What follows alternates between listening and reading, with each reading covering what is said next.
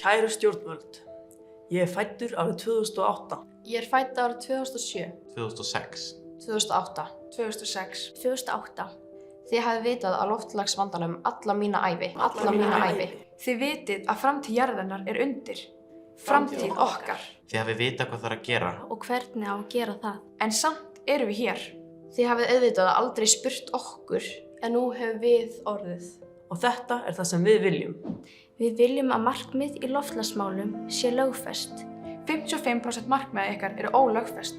Hvað gerist þegar kemur ný ríkisstjórn? Fara öll þessi markmið út í veður og vind? Við viljum samræmi milli aðgerða og loforða.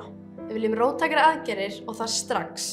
Við vitum að breytingar erfiðar, en lausnirnar til staðar. Þið þurfið einfaldlega að nýta þær. Við viljum endurheimta votlendi og birkiskóga. 70% af losun Íslands votlendi.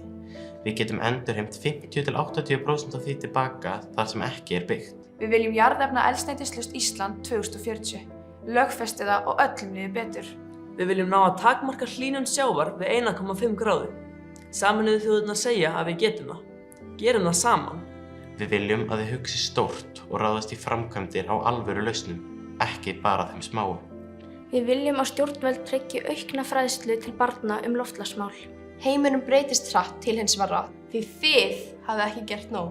Tími raunverulegra aðgerða núna. Hlustum á börn og tryggjum réttindi allra barna.